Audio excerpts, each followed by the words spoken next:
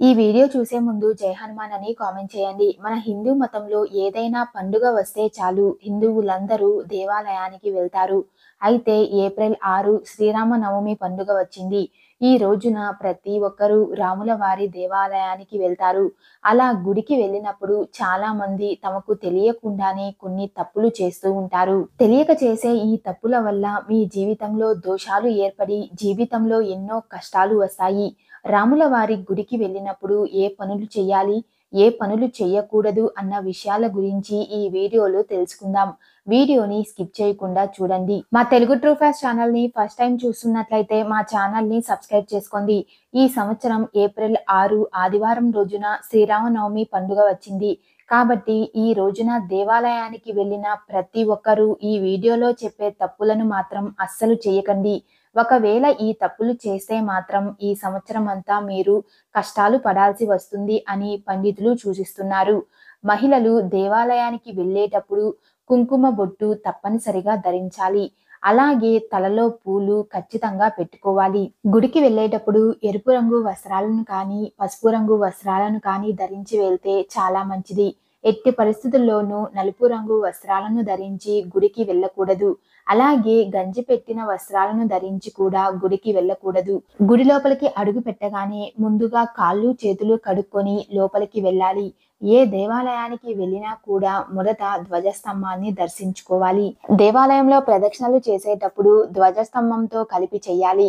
అప్పుడే ప్రదక్షిణలు పూర్తయినట్లు అవుతుంది. దేవాలయంలోకి ప్రవేశించగానే ముందుగా ధ్వజస్తంభానికి నమస్కారం చేసుకోవాలి. ఎందుకంటే ధ్వజస్తంభం కూడా స్వామి రూపమే అని పండితులు చెబుతున్నారు. మనం ప్రదక్షిణలు చేసే సమయంలో తప్ప మిగతా సమయంలో దేవాలయంలో ఉండేటువంటి ధ్వజస్తంభం యొక్క నీడ మన మీద పడకుండా జాగ్రత్త పడాలి. రాముల వారి ఆలయంలో ప్రదక్షిణలు చేసేటప్పుడు శ్రీరామ అని జపిస్తూ ప్రదక్షిణలు చేస్తే మీరు కోరుకున్న ప్రతి కోరిక నెరవేరుతుంది అని పండితులు చెబుతున్నారు. ధ్వజస్తంభాన్ని దర్శించుకున్న తరువాత దేవాలయం లోపలికి వెళ్ళి గర్భగుడి చుట్టూ ప్రదక్షిణలు చేయాలి. చాలా మంది గర్భగుడిలో ఉన్న దేవుడి విగ్రహాలను తాకాలని తెగ ప్రయత్నం చేస్తూ ఉంటారు. కానీ విగ్రహాలను తాకకుండా దేవుడి దర్శనం చేసుకోవాలని పండితులు చెబుతున్నారు. దేవుడి విగ్రహాన్ని తాకడం వల్ల విగ్రహాల పవిత్రత దెబ్బతింటుంది అని శాస్త్రాలు చెబుతున్నాయి. కాబట్టి ఆలయంలో దైవ దర్శనం చేసుకునేటప్పుడు దేవుని విగ్రహాలను తాకకుండా ఉండడమే చాలా మంచిదని పండితులు సూచిస్తున్నారు. దేవాలయానికి వెళ్ళినప్పుడు విగ్రహానికి ఎదురుగా నిలబడి దేవుడికి నమస్కారం చేయకూడదు. కొంచెం పక్కగా నిలబడి చేతులు జోడించి దేవుడికి నమస్కరించి వేడుకోవాలి. చాలా మంది అర్చన చేయించుకునేటప్పుడు గోత్రం పేరు మాత్రమే చెబుతారు. కానీ అర్చన చేయించుకునే వారు గోత్రం పేరు, ఇంటి పేరు, ఇంటి పెద్ద నక్షత్రం పేరు ఖచ్చితంగా చెప్పాలి. అప్పుడే మీరు చేసే అర్చనకు పుణ్య ఫలితం దక్కుతుంది. 11 అనేది చంద్రుడికి ఇష్టమైన సంఖ్య. కాబట్టి దేవాలయంలో ఉన్న దేవుడి హుండీలో 11 రూపాయలు వేస్తే దేవుని అనుగ్రహం వల్ల మీ అప్పుల బాధలన్నీ వెంటనే తీరిపోతాయి అని పండితులు చెబుతున్నారు. దేవుడి హుండీలో 101 రూపాయలను వేస్తే అఖండ రాజయోగం, అఖండ ఐశ్వర్యం ప్రాప్తిస్తుంది. శాస్త్రాల ప్రకారం దేవుడి హుండీలో కానుకలు వేయకపోయినా పర్లేదు. కానుకలు వేస్తేనే దేవుడు కరుణిస్తాడు అని చాలా మంది అనుకుంటూ ఉంటారు. కానీ మీరు హుండీలో వేసిన డబ్బులను పేదవారికి సహాయం చేయడం వల్ల అది పుణ్యంగా మారి హుండీలో కానుకలు వేసిన వారికి మంచి జరుగుతుంది. అందుకే ప్రతి ఒక్కరూ తమకు తోచినంతలో హుండీలో కానుకలు వేస్తే మంచిదంటారు. చాలా మంది దేవాలయానికి వెళ్ళినప్పుడు దేవుని దర్శనం మాత్రమే చేసుకుంటారు. కానీ పండుగ రోజుల్లో మాత్రం గుడిలో ఉన్న దేవుడిని దర్శించిన తరువాత గుడి ప్రాంగణంలో దీపం వెలిగిస్తే చాలా మంచిది.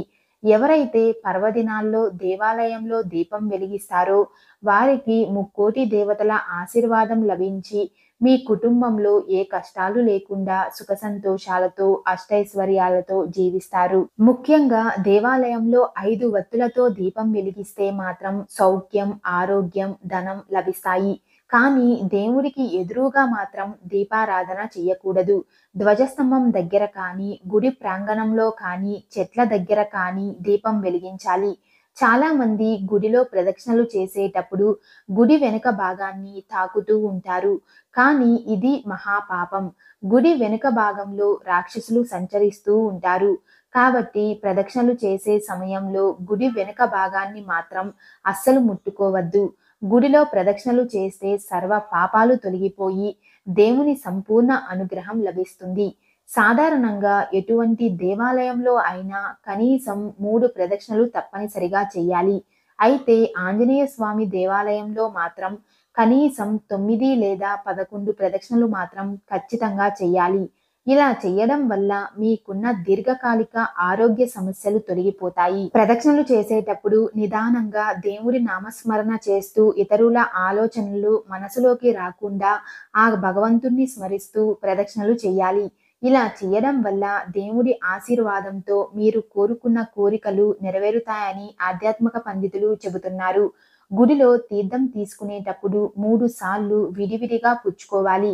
వెంటనే 3 సార్లు తీసుకోకూడదు. తీర్థం తీసుకోవడం వల్ల చెయ్యి ఎంగిలవుతుంది. ఆ ఎంగిలి చెయ్యిని తలపైన రాసుకోకూడదు. తీర్థం తీసుకున్న చేతిని నీటితో శుభ్రంగా కడుక్కోవాలి. శ్రీరామనవమి రోజున సంతానం లేనివారు రావి చెట్టు చుట్టూ 108 ప్రదక్షిణలు చేస్తే సంతాన ప్రాప్తి కలుగుతుందని పండితులు చెబుతున్నారు. మహిళలు ఆలయంలోకి జుట్టు విరబోసుకొని ప్రవేశించకూడదు. ముఖ్యంగా శుభ్రంగా ఉన్న దుస్తులను మాత్రమే ధరించి దేవాలయానికి వెళ్ళాలి. గుడికి వెళ్ళేటప్పుడు ఒట్టి చేతులతో వెళ్ళకూడదు. మీకు తోచినంతలో పండ్లు లేదా పూలు ఏదో ఒకటి తీసుకువెళ్ళి దేవుడికి సమర్పించడం మంచి సంప్రదాయం. ముఖ్యంగా శ్రీరామనవమి రోజున దేవాలయానికి వెళ్ళేవారు తమలపాకులను మాత్రం ఖచ్చితంగా దేవాలయానికి తీసుకువెళ్ళండి. ముఖ్యంగా ఆలయంలోకి ప్రవేశించిన తరువాత అబద్ధాలు చెప్పకూడదు. ఎందుకంటే దేవాలయంలోకి వచ్చినప్పుడు స్వచ్ఛమైన మనసుతోనే దేవుడిని స్మరించాలి. ఈ రోజున దేవాలయంలో ఉన్న గోమాతకు పచ్చగడ్డిని తినిపిస్తే మీ కష్టాలన్నీ తొలగిపోయి అఖండ కుబేర యోగం ప్రాప్తిస్తుంది.